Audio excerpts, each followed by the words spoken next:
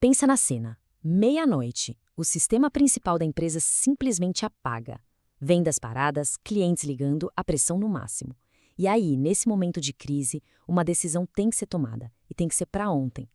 É bem aqui que a nossa análise começa, sabe? No meio do campo de batalha da tecnologia, onde cada escolha tem uma consequência. Com o sistema no chão, a equipe chega numa encruzilhada.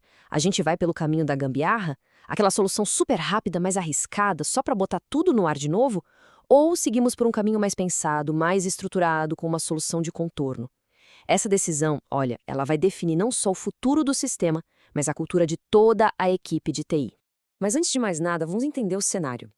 Quando alguma coisa para de funcionar, a gente está no meio do que se chama de um incidente. E aqui, a prioridade máxima é uma só: apagar um incêndio. É restaurar o serviço o mais rápido possível. E isso já nos leva para a primeira grande diferença que a gente precisa ter na cabeça. O gerenciamento de incidentes é tipo o corpo de bombeiros. O foco é total na velocidade, em colocar a operação de pé de novo. Já o gerenciamento de problemas, esse é o time de detetives. A meta aqui não é a rapidez de jeito nenhum. É uma análise profunda para encontrar a causa raiz e garantir que o incêndio não aconteça de novo. São duas missões, dois mundos completamente diferentes. E essa frase aqui, olha, ela resume tudo perfeitamente. O gestor de incidentes reage para apagar o fogo. O de problemas cuida da qualidade para prevenir que o fogo comece. Tentar colocar esses dois papéis na mesma pessoa é um erro clássico. É como pedir para um cirurgião de emergência fazer ao mesmo tempo a pesquisa de longo prazo para a cura de uma doença. São focos e habilidades que precisam de espaço para funcionar direito. Certo, o incêndio está acontecendo. Que ferramentas a gente usa?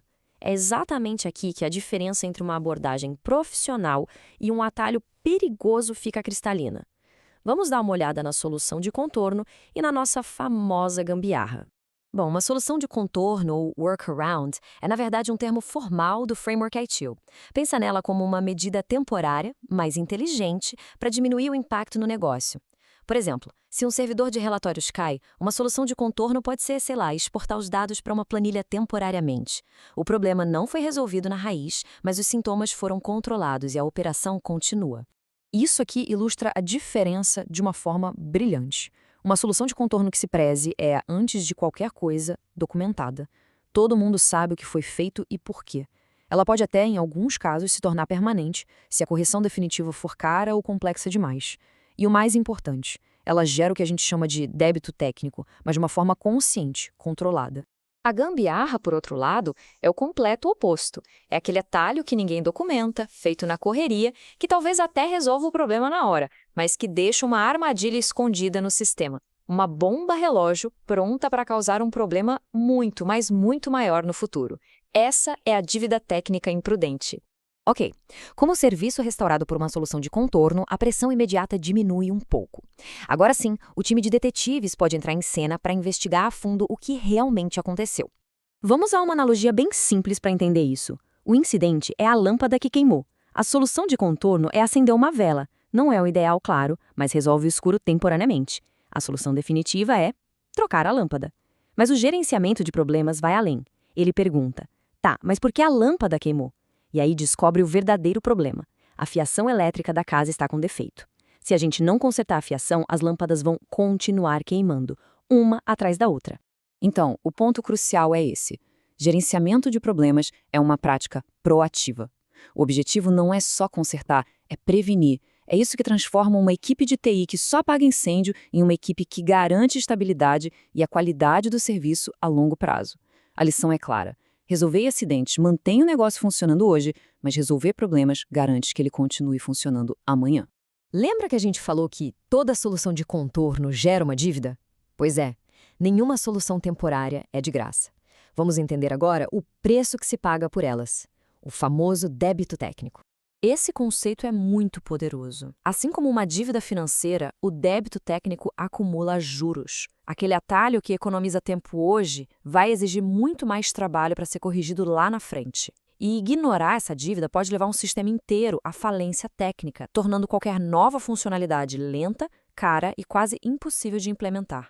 Mas olha, nem todo débito técnico é igual. O quadrante do Martin Fowler ajuda a gente a classificar o risco. Pensa assim: Na horizontal, a gente tem o débito deliberado, que é feito de propósito, e o inadvertido, que acontece sem querer. Na vertical, tem o prudente, quando se entende as consequências, e o imprudente. O melhor dos mundos é o débito deliberado e prudente. A equipe escolhe um atalho para cumprir um prazo, mas já planeja como e quando vai pagar essa dívida. O pior cenário é o imprudente e inadvertido. A equipe nem sabe que está fazendo algo errado por pura falta de conhecimento. Esse é o que gera o maior risco de todos.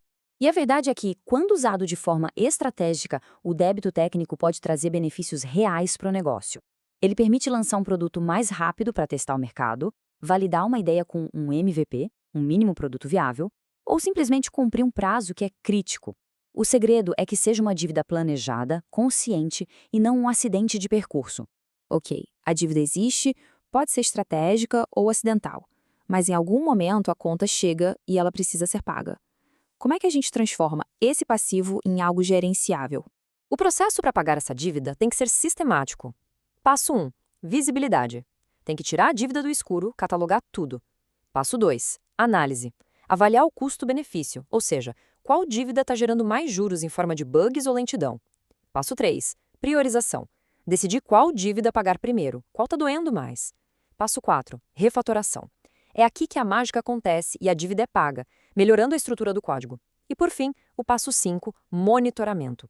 Criar um processo para garantir que a dívida não volte a crescer de forma descontrolada.